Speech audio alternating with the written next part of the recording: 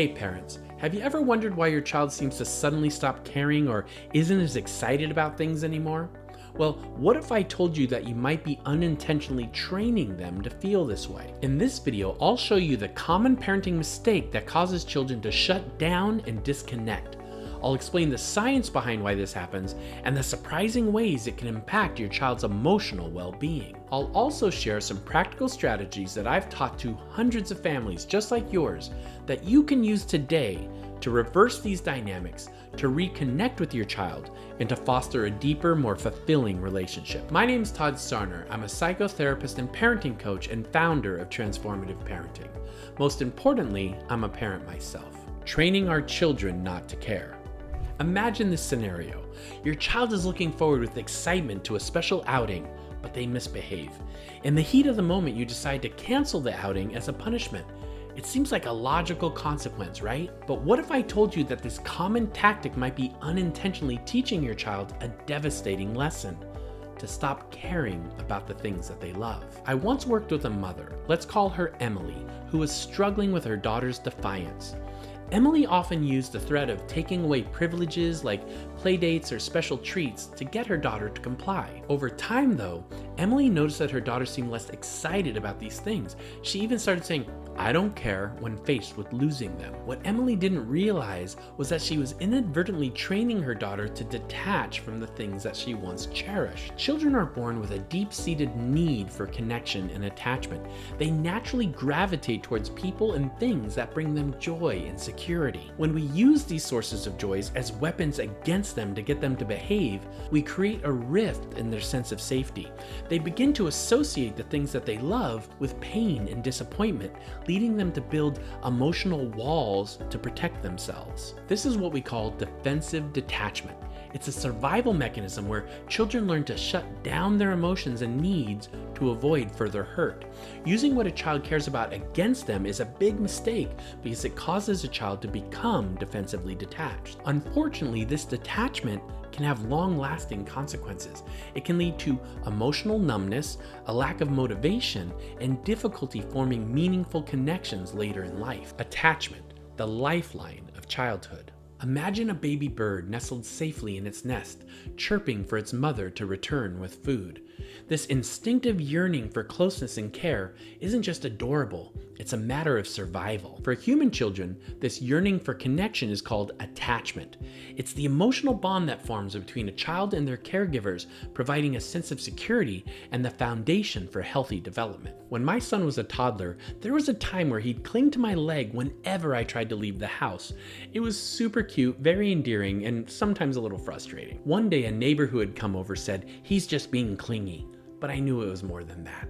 He was expressing his need for attachment and his desire to stay close to his safe haven. And attachment isn't just about physical closeness, it just starts there. It grows into an emotional and psychological connection. It's the feeling of being seen, heard, and understood, and of being loved unconditionally. When a child's attachment needs are being met, they develop a secure base from which to explore the world. They feel confident and resilient and capable of facing challenges. But when attachment is threatened, as it can feel like when we use punishments that disrupt connection, children may resort to defensive detachment. Think of it like a turtle retreating into its shell when it feels threatened. The shell provides temporary protection, but it also cuts off the turtle from the world around it. In the same way, defensive detachment can protect a child from immediate emotional pain, but it also hinders their ability to connect, to learn, and to grow. How detachment leads to challenges for children. It's natural for kids to pull back and to put up walls when they're hurting or overwhelmed. But what happens when this protective instinct becomes a habit? Defensive detachment, if it becomes ingrained, can create 3 different hidden challenges that affect the child's growth and happiness. It's like a silent force pulling them away from reaching their full potential. Here are the 3 main challenges that come from defensive detachment. 1. Emotional challenges. When kids are always on guard, they might start losing touch with their feelings, both the good ones like joy and excitement, and the hard ones like sadness and anger. This makes it harder to connect with others and truly enjoy life, and this is where the "I don't care" attitude comes from. 2. Motivational challenges. Fear of trying and making mistakes and getting harsh consequences can turn into a giant roadblock for kids. They might avoid challenges or give up easily, believing that trying isn't worth the risk of failing. 3. Attentional challenges. Building and maintaining these protective walls to avoid getting hurt takes a lot of energy. It's like a fog clouding their minds, making it hard to focus at school or truly listen to someone who's talking to them. It can be very hard to pay attention when you have these walls up. It's important to recognize when defensive detachment is more than just a passing phase. By creating a safe and loving environment where kids can feel understood and supported, we can help them break down these walls and thrive. Before we continue, I hope you can take a quick moment to like this video and subscribe to our channel. It really helps us out a lot, and it helps us to keep putting out content that supports your journey as a parent. Imagine a world where your child eagerly participates in chores, listens attentively, and follows instructions without a fuss. Sounds like a dream, doesn't it? But it's really possible. While we can't magically transform our children into perfect angels at all times, we can shift our focus from demanding compliance to fostering cooperation.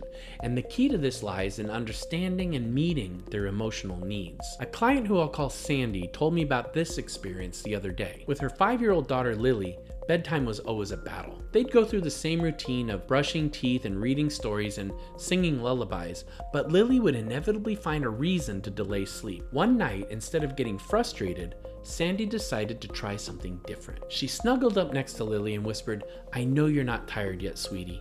Tell me about your day. What was the best part?" Lily opened up and shared all the exciting things that had happened.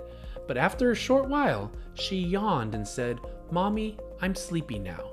They hugged and she drifted off to sleep peacefully. In that moment, Sandy realized that Lily wasn't deliberately trying to defy her. She was simply seeking connection and attention before going to sleep. By acknowledging her feelings and offering a listening ear, she was able to meet her emotional needs and pave the way to cooperation. And no, this doesn't mean we should give in to our child's every whim, but it does mean that we need to look beyond the surface level behaviors and address the underlying need. Breaking the cycle, a proactive path to secure attachment. So, how do we break the cycle of defensive detachment and foster a deep, lasting connection with our children? The answer lies in a proactive approach to parenting, one that prioritizes connection, structure, and respectful discipline. Think of these as the core principles of building a strong foundation for your child's emotional well-being and resilience that also happens to lead to cooperation and great behavior. Let's dive into each of these principles, exploring how they can transform your parenting approach and nurturing a thriving relationship. Connection, the heartbeat of healthy attachment. Before we even think about correcting behavior, we need to make sure that our primary focus in parenting is being connected to our children. A warm hug, a playful moment, or simply acknowledging their feelings can make a world of difference. It's like filling their emotional tank so that they're less likely to act out for attention. And it's not just about these special little moments. It's about tuning into their deeper needs for attention, independence, and a sense of belonging. When we meet these needs proactively, we're building a strong foundation of trust and security. Structure, creating a safe and predictable haven. Kids thrive on structure and ritual and routine. They crave that sense of knowing what's coming next. So create consistent schedules for meals, for bedtime, and for other daily activities. Throw in all the fun rituals too, like special bedtime stories or a silly morning dance. This predictability helps them feel safe and secure, reducing anxiety and the need for acting out. And remember, consequences are a natural part of life. They're not punishments. If your child spills their milk, calmly explain that now we need to clean it up. It's a simple cause and effect lesson that teaches responsibility without harsh words or angry reactions. Respectful discipline, guiding with empathy and firmness. When discipline is needed, it should be firm but loving. Set clear boundaries, but express empathy along the way. I know you're angry, but it's not okay to hit. This shows them that you understand their feelings while also teaching them appropriate ways to express themselves. And remember, after any conflict or stressful situation between you and your child, focus on repairing the relationship. A hug, an apology, or simply spending some quality time together can go a long way in reinforcing that bond and teaching valuable lessons about forgiveness and connection. By embracing these core principles, you're not just reacting to misbehavior, you're actively creating an environment where your child feels safe, loved, and capable. This in turn reduces the need for discipline and fosters a deep, lasting connection that will serve them well throughout their lives. And instead of relying on rewards and punishments, we can focus on building a strong foundation of connection and trust. We can create predictable routines,